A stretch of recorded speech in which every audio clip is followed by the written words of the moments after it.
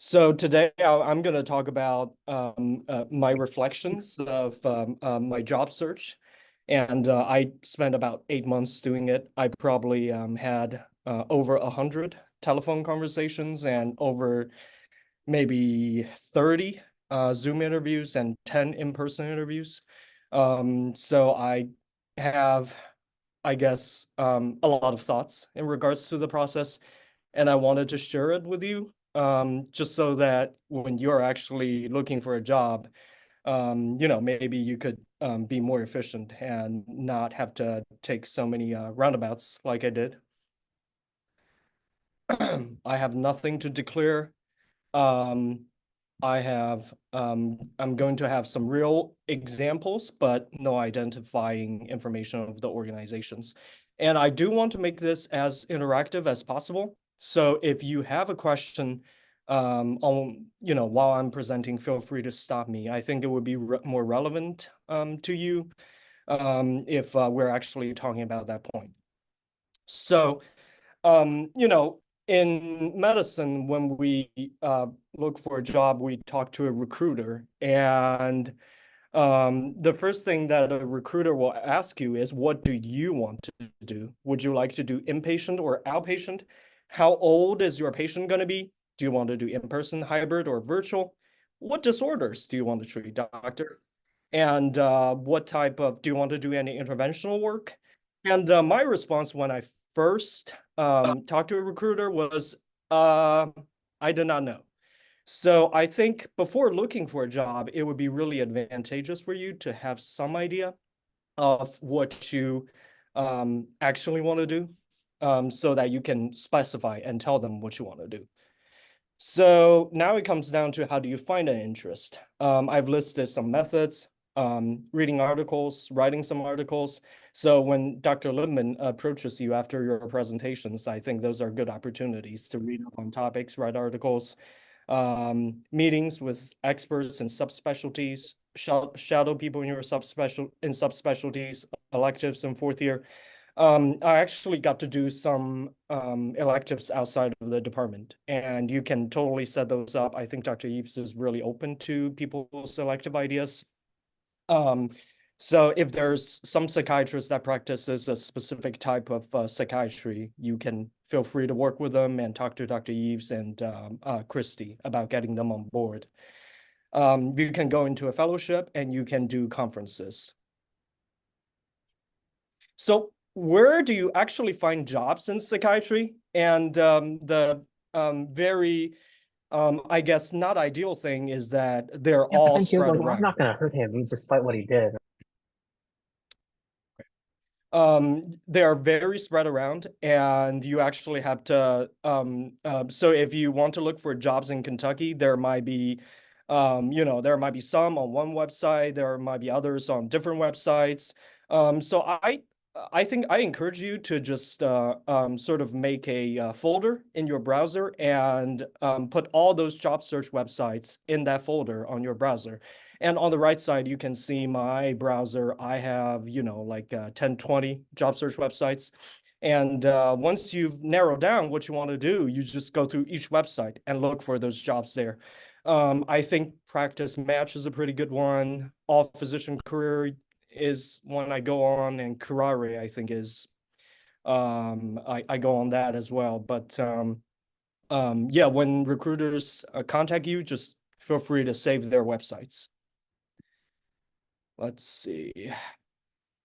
All right. Sabina said, do you think it's necessary to work with a recruiter? No, I don't think so. I think and I'll go more into it. I think if you have connections, like I listed here, you don't have to work with them. Usually they're in-house recruiters in certain organizations, and they're not a third party. You work with them to get on board if you contact an organization directly. So I think the ideal situation is that you know exactly where you want to go, know exactly what you want to do, and contact that hospital or practice directly. But maybe 50% of us don't exactly know that, and you'll have to talk to a recruiter. So I would say, probably maybe 50% of the people talk to a recruiter, and I may be wrong. But that's just my impression. All right, well, let's suppose you went with a recruiter, and I would say the big takeaway for that is generally it doesn't hurt to just spend 15 minutes to have a conversation. I think the two things you need to pay attention to is be really clear with them. If they talk to you about an opportunity, you know, for example, it's a inpatient, state hospital, you don't want to do that. You got to tell them that, very straightforward, and it saves you and them time. And the other thing is, and I think I made this mistake earlier, do not expect the recruiter to tell you absolutely everything about a job. They, on average, are in charge of what, 8 to 10 jobs. So they really do not have in-depth information about a job. So you need to be patient, talk to them, get a general overview, and then move on to the next step in order to get details about a job. So step 2, as a result, is the virtual interview. Generally, those are virtual and on Zoom or Teams typically, but you should pay attention to who is in the interview. So for example, at some groups, it will be only non-medical management, or even just recruiter and maybe some manager. But I generally look at the groups that have an MD or DO interview me very favorably. It shows that they care and actually want to get to know you as a person, have a doctor to doctor level talk. And the other thing is, do they actually have a plan of what the job is going to look like? Is it going to be all like sort of a theoretical scenario? We're going to build an outpatient clinic. We haven't found the location. We're thinking about recruiting a doctor, but we don't have a location, don't have the specifics. Versus, oh, we already have a practice, 10 doctors there, it's all well-oiled machine. So I think this is your opportunity to ask a lot of questions that make or break whether you want to move on to an on-site visit. So if you say, for example, really care about benefits, you got to make sure you ask your benefits questions. If you really care about, I guess, money, you got to ask them, how much are you paying? Does it meet your standard? So don't leave the essential questions unanswered. But since this is maybe only 30 minutes, an hour, you might still have some questions that are non-essential saved for the in-person visit. So step 3 is in-person visit. You make sure they pay for your travel and accommodation. If you're driving there, they need to pay for your mileage. It's the IRS model is 0.67 times the miles driven. Okay, so if you're driving 300 miles to the place, make sure they pay you $200 for the mileage you drive. And they will alternatively pay for your flights and rental car. Do they take you out to dinner and get to know you? I think you should treat those places really favorably if they take you out to dinner. Is the practice even built? Same thing we mentioned in the last step. Spend some time touring the city, and also make sure you save some contact information for some physicians who may not be in management. Because when you're, for example, between 2 or 3 jobs and you want to talk to the physicians directly, having those contact numbers really help, because they may provide a more objective view when compared to the leadership or physicians, medical directors who are more incentivized to recruit you and say only the good things.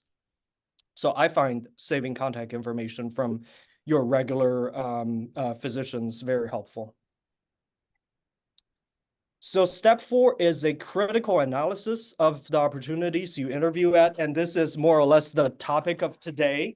Make a spreadsheet and list all the characteristics that are necessary for your decision, and feel free to sort of Are you listening to customize the it. cheap sour stuff? All right, I think somebody is unmuted. All right, and here I have a copy of my spreadsheet. I think this is just part of it, but there's a lot of details, and I try to make it as detailed as possible, and I color code the places that I think is stands out versus doesn't stand out so much? All right, we're going to spend a lot of time talking about payment models, and I think that's sort of the it probably makes it worth your while. But this is something that that's not talked about in residency and not talked about in medical school. But how are doctors paid? And if you're curious, today is the day to sort of take a deep dive into it. But the national median of work RVU is $73. Okay, this is the number you need to remember when you're looking for a job, especially for the rising PGY force. And I think in the lawyer talk, he also mentioned it. But work RVU, is the unit that is used to calculate physicians' unit of work. And a lot of places are paid according to the WRVU. So this is payment model 1. You may not get it everywhere. In Louisville, I definitely haven't seen places that pay 73. So generally in this model, you get a base plus bonus. The base salary is generally determined by a production goal of between 4,000 to 5,500 WRVUs in psychiatry. And if you time that by 73 conversion factor, it translates to about $292,000 to $402 in base salary. So basically, you need to know your production goal, and then if you make extra, you get paid extra. If you make extra RVU, you get paid extra. If you produce less, you actually get a fine. So you have to be really careful about your production goal and whether it's realistic. So how does that translate to our visits? And I know Megan Pinnell was asking about coding. So here is a little bit of an overview of coding and how that connects to RVU. Basically, for a 30-minute visit, you would bill at 99214, which is a moderate medical decision-making level. And that is actually associated with 1.92 work RVU in the year of 2023. And I don't think it has changed. It's still 1.92 in 2024. But if you see 2 of those 30 minutes an hour and 7 hours a day, 5 days a week for 52 weeks, and an 85% show rate, you would basically produce 5,940 WRVUs. And as you can see, that is actually pretty reasonable workload. That would be 14 patients a day. And if it's 85% show rate, it's maybe about 12 patients a day. It's really reasonable. If you have 73 per RVU, you get paid $433,000, 620. But if you're unlucky and at an organization that pays you 50, you only get paid $297,000.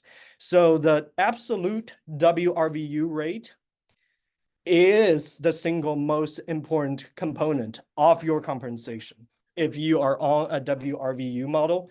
So you better make sure it's as close to 73 or more as possible. There are some caveats to this model. There is some organizations that have a tapering WRVU rate, so it goes down after a certain number of WRVU. So 73 for first 4,000, then 62 for rest of production. So if you made 8,000, for example, the latter 4,000 will only be 62. There's discounting, there's capping. You make 73 for the first 8,000, then the rest is not paid. The last is interesting. It's a percentile. So basically you get paid 73 up to the 75th percentile of national psychiatrist compensation, which is around $366,000. And after you make past the threshold of 366, you only get paid 36 per WRVU. So you have to be very clear about whether there is any sort of tapering, discounting in your contract or not. I think the most ideal is very straightforward, 73 per RVU for any WRVU you produce. All right, here are some codes that are relevant to us. You can see a psyche eval is about 4, and outpatient follow-up medium is about a 1.92. Inpatients are anywhere between 1 to 3. So, and ECT is 2.5. So, depending on your practice type, you should make your own calculation of about how many WRVUs can you reasonably produce and how many they're requiring you to do in their contract, namely the production goal.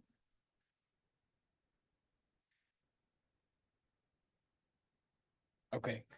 And then I think some of us who like to think critically might ask the question. So the Center for Medicare Services actually set the RVU conversion factor at 32.74, which is actually a decrease from 2023. So with a number that's only 32 per WRVU paid by Medicare, how can the hospitals afford to pay us 73? I think that's one of the questions I was really confused about at the beginning. But basically, you have to think about the hospital as a system. Psychiatry services are generally subsidized by the labs, imaging, surgery. So we are actually basically paid more than what we are producing in general at big organizations. So because of the subsidy, they can afford to pay us 73 instead of 33 paid by Medicare. So organizations actually lose absolute money on psychiatrists, but they save money by quality of care, patient outcome, stuff like that.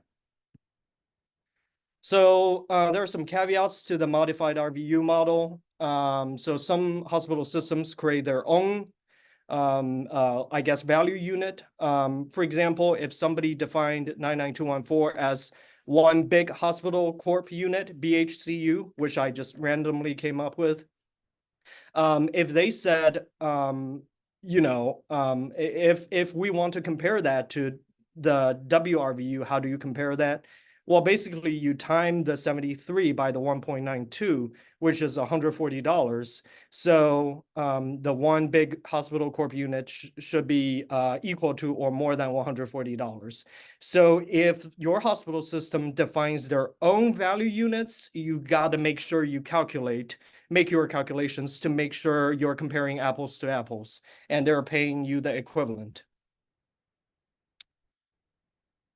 The collections model is interesting. I haven't seen it too much, I guess, during my interview process. Basically, your income is equal to your collections from insurance companies, and you subtract your operating cost and your benefits from it, and you get your income.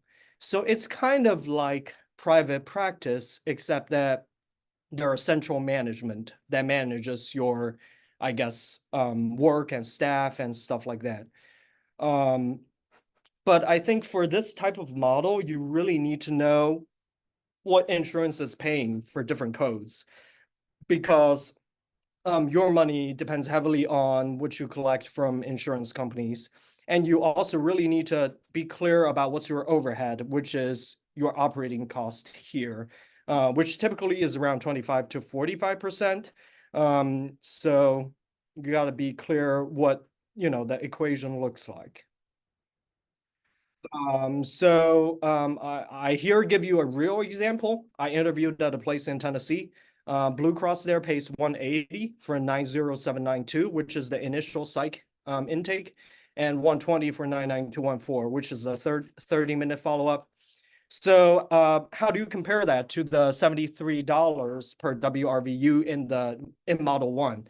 Well, basically you time the 73 by the 1.92 and 4.16. And you can see that if you time 73 by 1.92, you get about 140.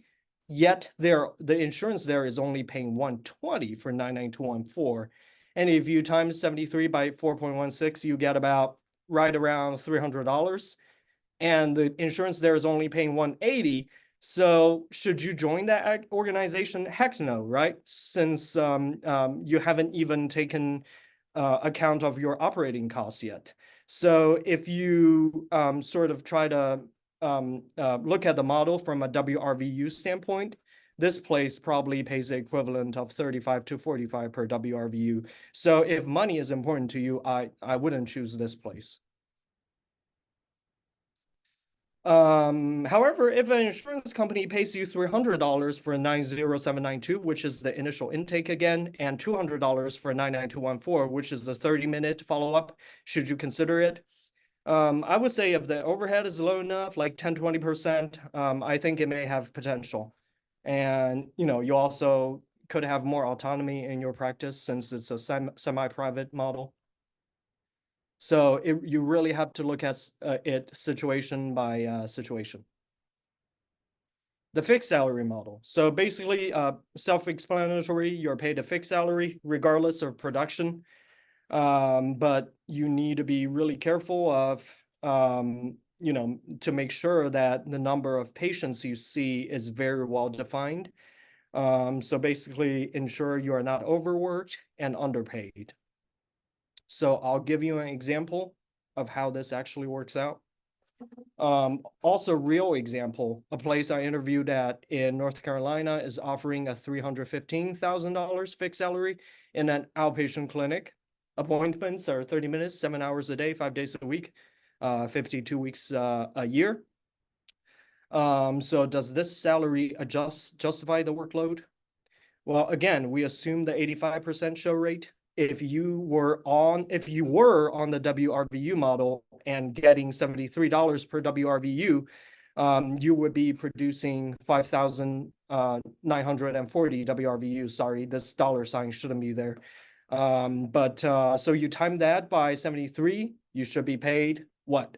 $433,000 if you were under a WRVU model seeing this many patients. But how much are they paying you? $315. Okay. So I would say if money is important to you, this is not a great opportunity. I would steer away from this place. But again, you still got to look at your interest and still got to look at the geography, and there are many components, but we're talking about payments here. Does this make sense so far? Just feel free to let me know if there's anything you're unclear about. Hey, Will, a couple of us in my room are interested in working at the VA, and they were just curious if you knew about the payment model at the VA, if they use RVUs or not. Yeah, absolutely. Thank you, Sabina. Yes, I think I did talk to them, and it sounds like they are on a fixed salary model, actually. So I think in Louisville, what I heard is between 250 and 300. I think they also have a lower workload, and they pay fair bit in student loans, and they also have a pension plan. So I would encourage you to sort of look at everything with the lens of WRVU. You ask them exactly how many patients you would show up there, look at their show rate, and calculate exactly how much you should be paid if you were on a $73 per WRVU model. And then you take into account of the 40,000 per year student loan repayment and add everything up and see how that compares to the 73 per WRVU model and make your decision there. That's what I would recommend. Okay. And then if you're actually interested in treating veterans and PTSD, obviously you should weigh the VA more heavily.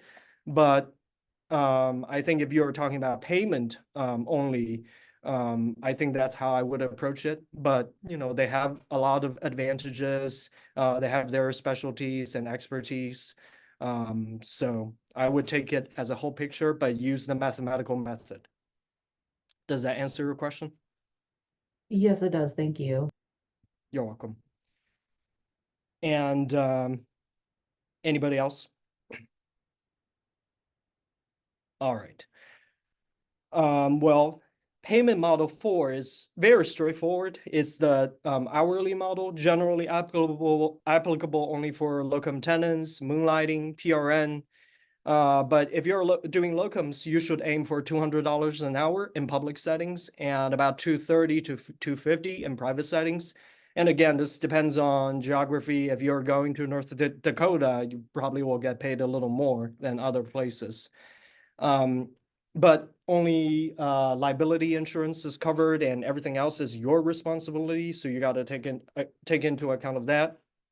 Some people, I guess one of the questions I had is, can you just do locums forever and make more money than permanent? Well, if you use the same sort of thinking, 2 patients an hour, 1.92 per visit, how much should you be paid an hour? Well, it's 1.92 per visit and 73 per WRVU. So that's about 140 per visit, about 280 per hour. Okay, with benefits also. So I think this answers the question of why you should find permanent employment. Because if you have a good permanent employment that pays you a median psychiatrist salary per WRVU, you would actually beat a lot of locum tenens by a big margin. So that's why you should find a good permanent employment.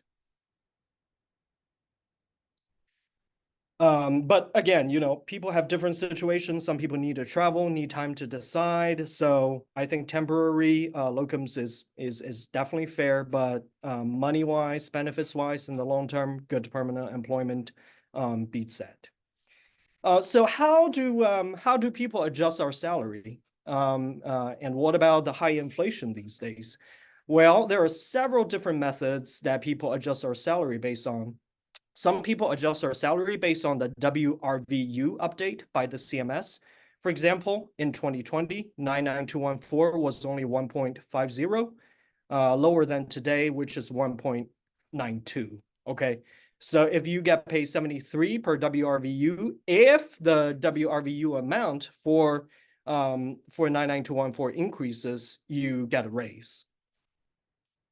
On the other hand, some places not only adjust the WRVU amount by CMS guidelines, they also adjust the absolute WRVU by some frequency. So for example, say it's 73 in 24 and 75 in 25. And this is just hypothetical.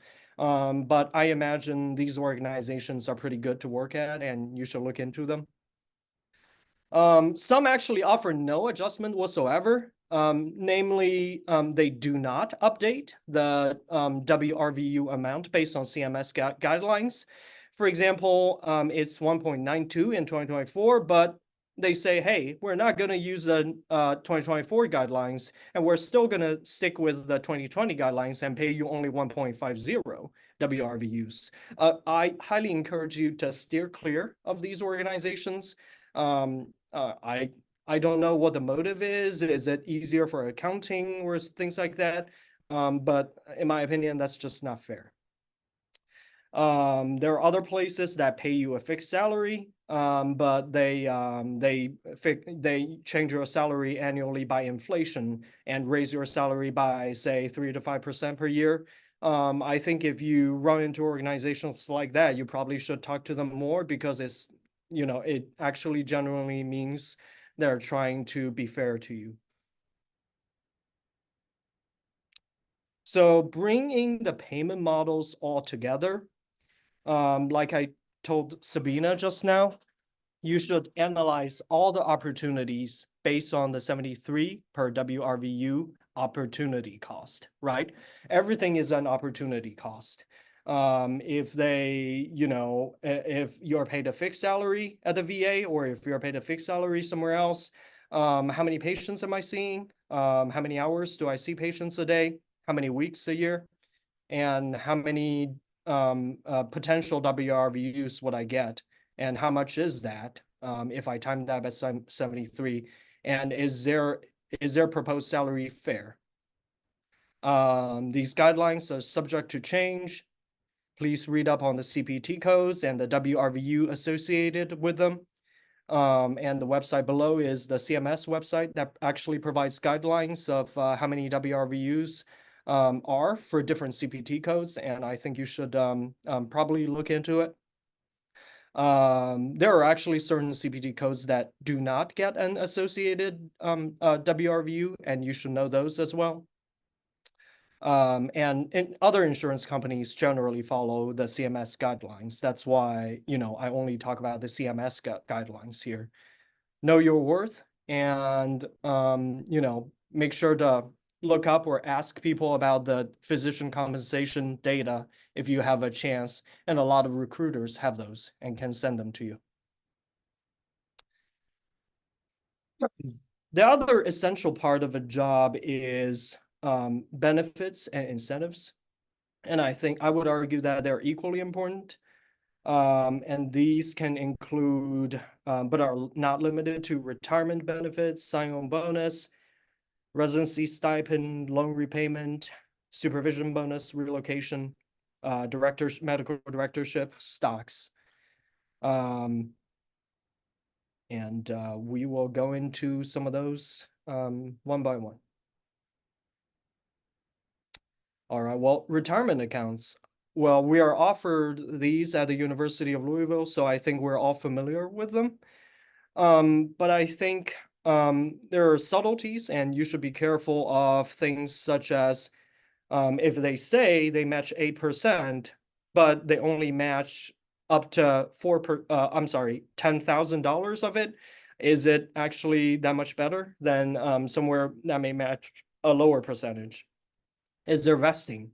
Vesting basically means they give you, for example, $10,000 a year in match, but you have to work for them for a certain number of years for that money to be yours.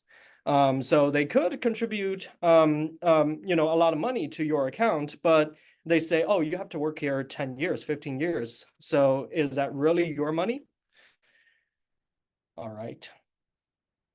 And I actually have listed two real examples of two retirement plans from two different organizations. And I wanted to present them to you and see if you can tell which one is better. But basically, the hospital on the left is offering a 401k on the left side, and then the Advantage plan, which is basically similar to a 457 plan, in my opinion. 457 is basically another 401k that you can put more money into with tax benefits. But they contribute up to actually 7 to 8% match up to 23,000. And the vesting is only 3 years, as you can see here, or immediate. So if you make $287,000, you actually get the full match. The hospital on the right only has a 401k, but also has a 401a. I think, from my understanding, the 401a is a little different from the 401k in that only the organization contributes to the 401a. But for their 401k, they match up to 10,000 at 4%. But I think the interesting thing is they contribute 5,000 per year into the 401a without, the need of your contribution. But they have a vesting of 15 years. So in my opinion, I think the 401a contribution is basically meaningless because the odds of somebody staying at an organization for 15 years is pretty low. And also they have a lower 401k match and a lower percentage. So I think the organization on the left actually beats the organization on the right by a far margin. And you should analyze those things and take those into your total compensation calculation. So how about sign-on bonus? Okay, we all have received emails from these organizations about the sign-on bonus. They can range anywhere between $20,000 to $100,000, which is an insane amount of money right off the bat. But you got to be really careful of how many years of services are required. Say Hospital 1 requires 1 year of service and gives you 20K. Hospital 2 requires 5 years of service, but gives you 100K at the beginning of signing. It would seem like they're pretty equivalent in terms of the money per year. But I would argue that hospital 2 is still better, and I think a lot of you would as well, because money today is better than money tomorrow, right? You can invest that money and pay them back later if you left early. But the issue is that some hospitals, if you left early, they would actually not just pay back the prorated sign-on bonus, they would actually charge you an interest, okay? And the below example is actually a real contract without the identification. But it says the signing bonus shall be paid to physician as soon as reasonably practical after execution of the agreement. A portion of the signing bonus shall be immediately repaid in full, plus interest at the prime rate plus 1%, calculated from the date of payment. Okay. So let's say you took $100,000 from a hospital that requires you for a service of 5 years, and you left at the end of year 2. So you would owe interest for those 2 years on the $60,000 that's prorated at the prime rate plus 1%.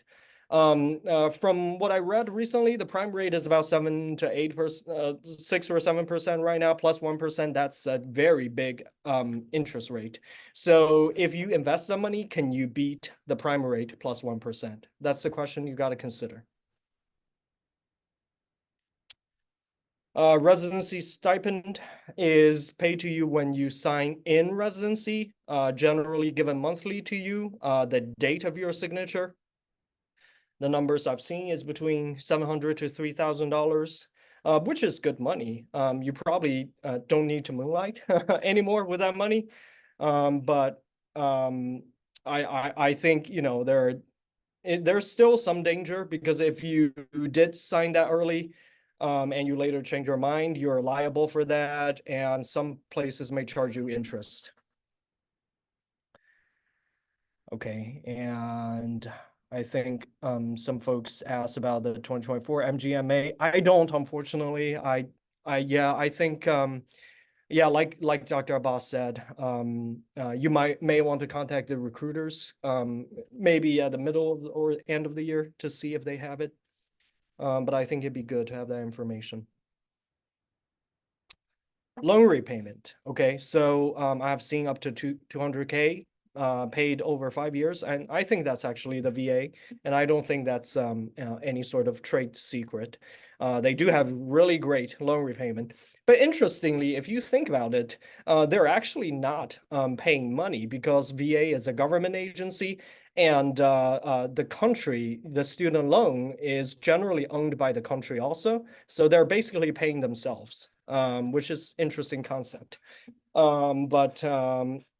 So generally it's directly paid to you and treated as income and likely taxable. So effectively you are getting paid 150K for an average psychiatrist. So the question is, if you're eligible for public service loan forgiveness, is this so significant that you are paid student loan repayment from your contract? Because your student loan is going to be forgiven anyways after 10 years. Feel free to tell me your opinion about this, but I think if you have a big loan and you're not eligible for PSLF, for example, you work privately, or you know, or some other type of practice, maybe you could hop around different jobs every 5 years and take advantage of loan repayment incentives until your loan is paid off.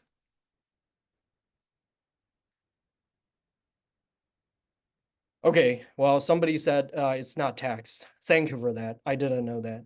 It's very helpful. APP supervision bonus, I've seen up to 20,000 per APP per year, up to 4 APPs. So that's around about $80,000 per year to just supervise 4 APPs. And I think the responsibility varies from place to place. Some require you to meet with them a certain number of hours. Some require you to sign some charts. You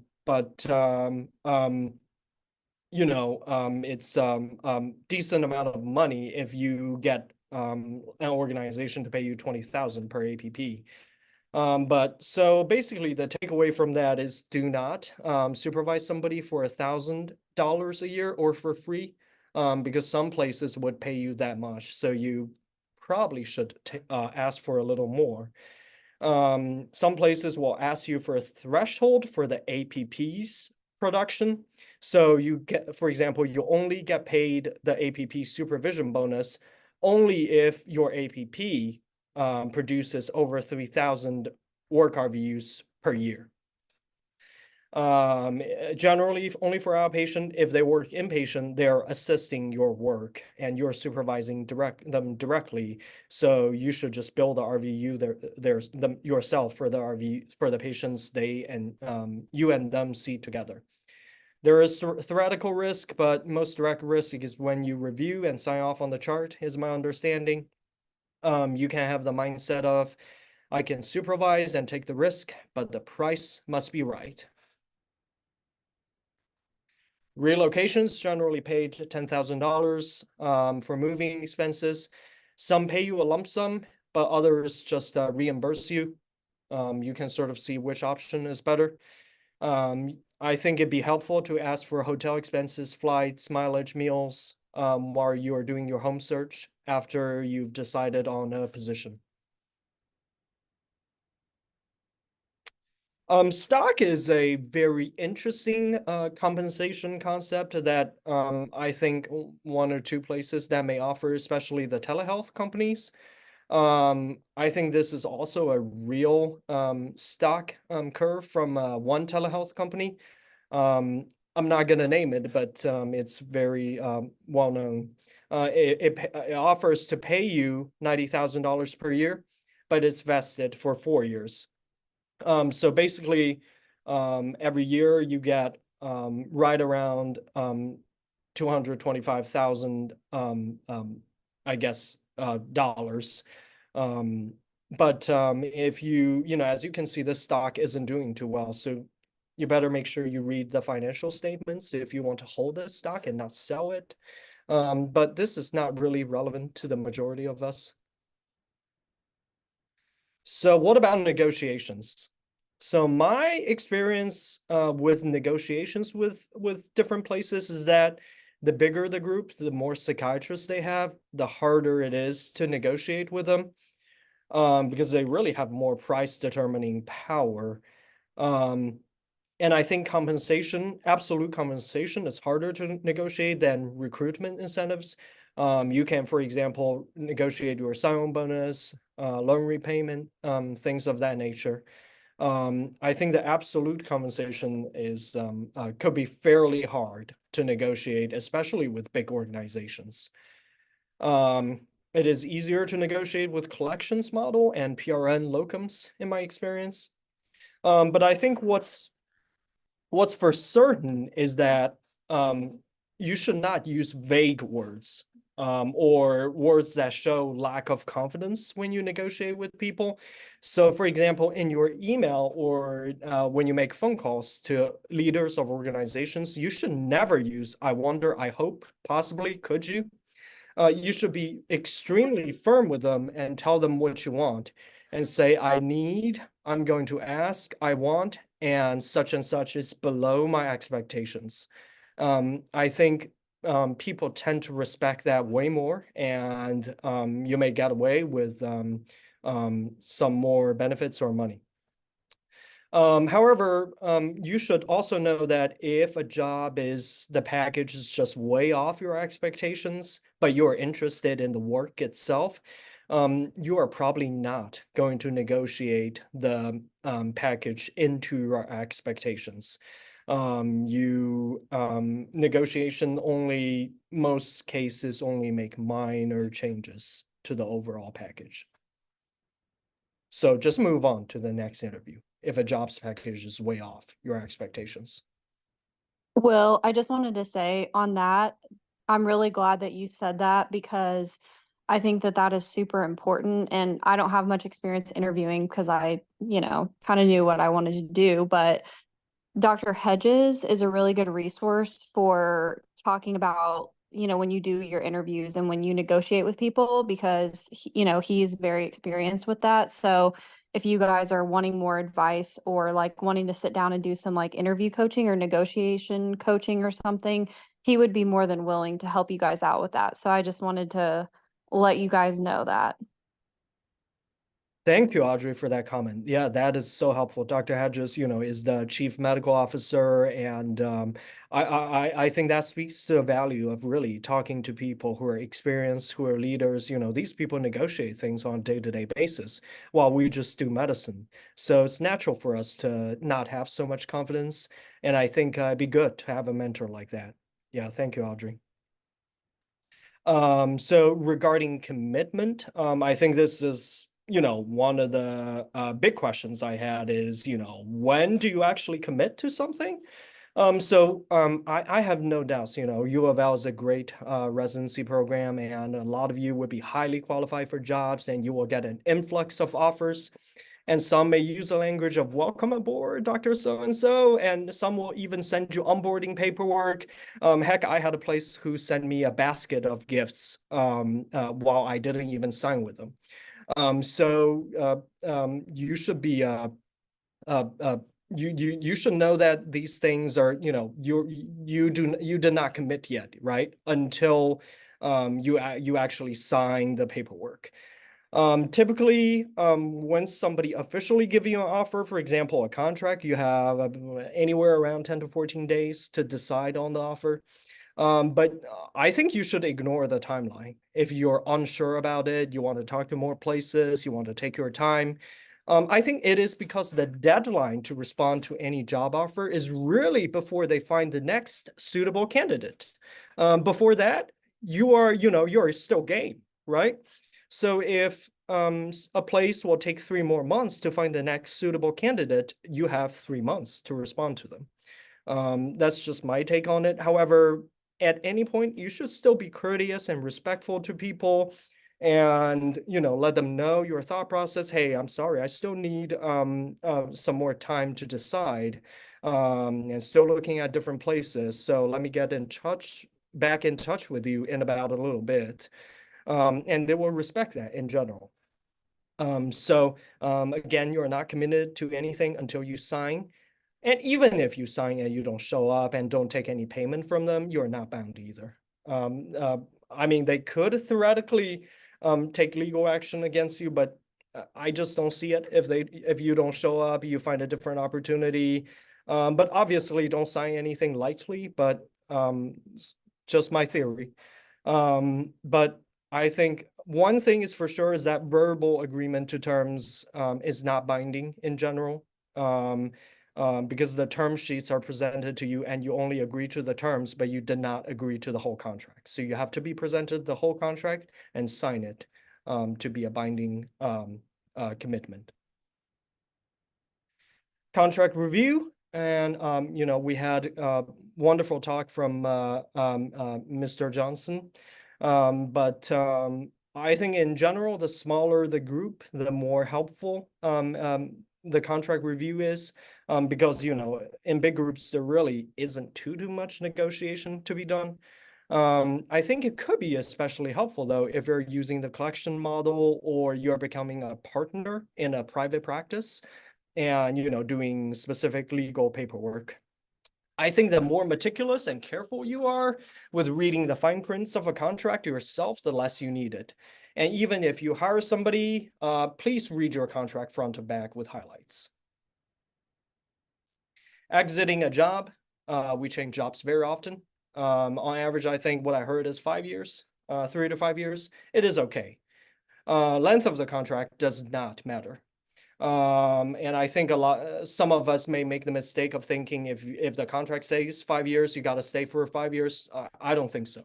What matters is really how much you have to pay them back if you leave early and how much notice you have to give them before you leave. I've never seen any additional penalty clause for leaving a job before contract ends.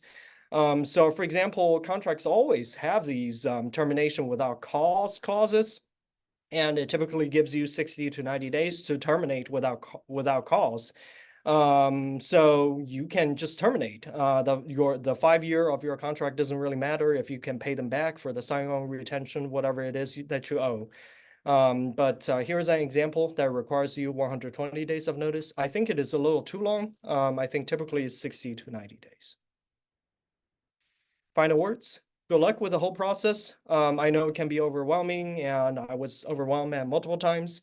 But just make sure, use a calm mind, analyze opportunities, and feel free to text us, people who are graduating attendings if you have any questions.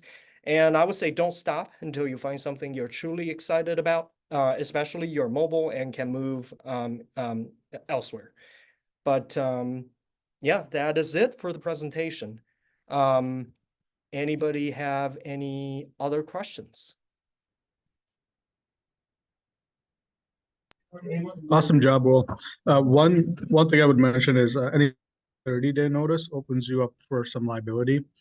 I think you could be like hit with patient abandonment if you have a less than 30-day notice. They're typically 60 to 90 days. Yeah, the RVU systems predatory, but there are some RVU systems that are really beneficial for physicians. It does as a way to chasing RVUs for your career, where you have to minimum, so it's going to be up to your lifestyle and desire to how much money you want to. So I absolutely agree with Will. Just aim for the highest possible RVUs encounter, and there's places that will work with you to do that, especially if you're doing procedures. So TMS, ECT, Botox. One that I do want to point out is outpatient coding, longer time dependent. So it's all clinical decision making and medical. You could do a 99214 in 5 minutes. The only you do it for at least 20 minutes is so you can do an add-on code of 9083 do psychotherapy, which brings your 20-minute visit to 3.5, which is really great.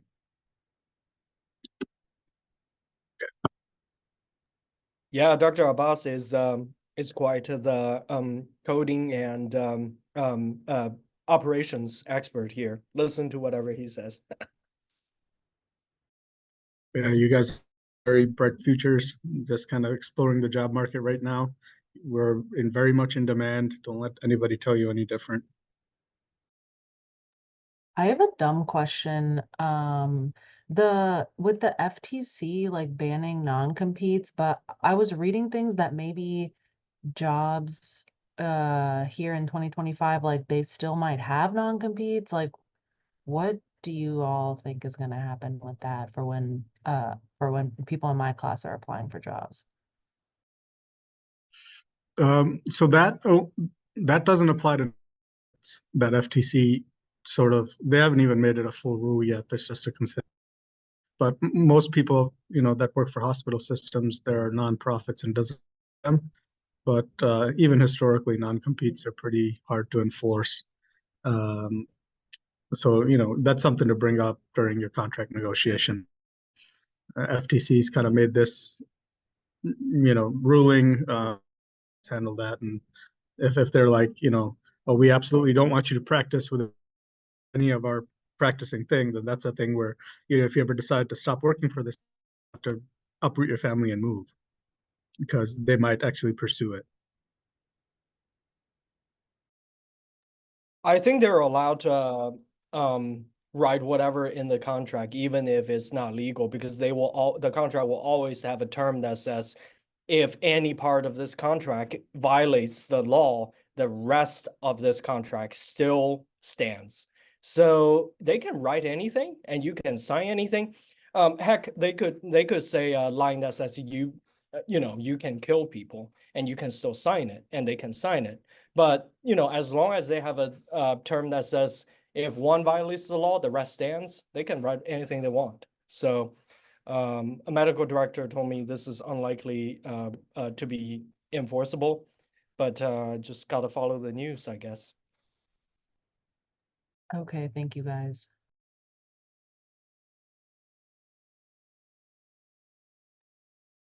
And just for people wondering about like the public service loan forgiveness, that's something that I really didn't think about all that much until I started like having to like make payments on my loans, like after the deferment period was over. So every year you have to log into your loan servicer and like submit like your income and like kind of give them an update every year in order to continue to qualify for it. And I think it's like 120 payments, minimum payments that you have to make. And usually the payments, which were $0 during their deferment, count towards that. So it usually ends up being about, 10 years or so of payments. But just keep that in mind when you are looking for jobs, because some places, if the facility you're going to work for does qualify for loan repayment, your minimum payment is going to go up from residency to like when you start actually working because you're making more. But I think talking about those loan options are really important because that will play a part in how much you're actually like the income per month you're actually going to have to use for your lifestyle. So just keep that in mind. I mean, I think that stuff is huge, especially if you have a ton of loans like me. Um, really talk to them about that kind of stuff if you have a lot, because I think it's worth it.